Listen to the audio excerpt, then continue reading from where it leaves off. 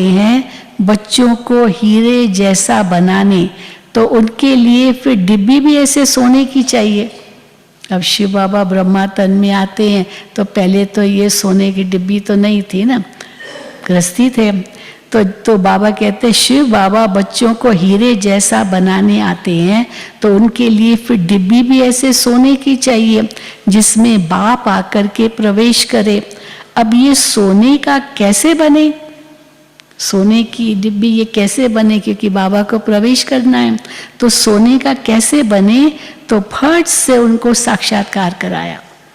कैसे बनाया उनको सोने की डिब्बी, पहले उनको साक्षात्कार कराया विष्णु का और कहा तुम ऐसे विश्व के मालिक बनते हो, अहम चतुर्भुज तत्त्वम, तुम ऐसे विश्व के मालिक बनते हो। अगर शिव बाबा का साक्षात्कार सबसे पहले होता ना ब्रह्मा बाबा को, तो ब्रह्मा बाबा समझ ही नहीं सकते होते, पर विष्णु का क्यों हुआ, क्योंकि बाबा विष्णु के भक्त थे, विष्णु की भक्ति करते थे, और इसलिए विष्णु का ही साक्षात्कार सबसे पहले बाबा को हुआ।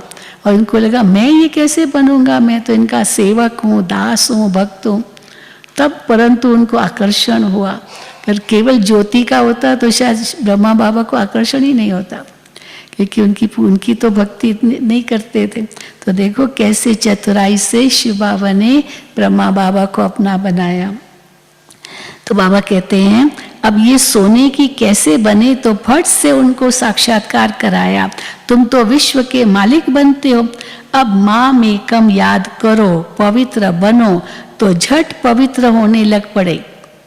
विनाश का साक्षात्कार हुआ, वैराग्य दिलाया, फिर जिम्मेदारी दी, तो फट से पवित्र होने लग पड़े।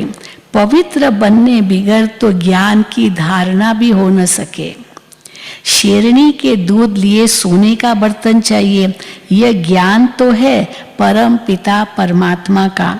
इसको धारण करने के लिए भी, इस ज्ञान को धारण करने के लिए भी सोने का बर्तन चाहिए, पवित्र चाहिए, तब धारणा हो।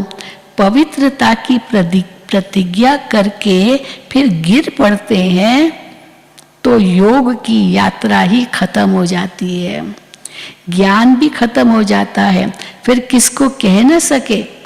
अब खुद ही पवित्र नहीं रह पाते हैं तो दूसरे किसी को कह भी न सके कि भगवानोवाच काम महाशत्रु है, उनका तीर लगेगा भी नहीं। अगर कहेगा भी न, खुद धारणा है नहीं, और कहेगा भी किसको कि काम महाशत्रु, इसका तीर लगेगा ही नहीं।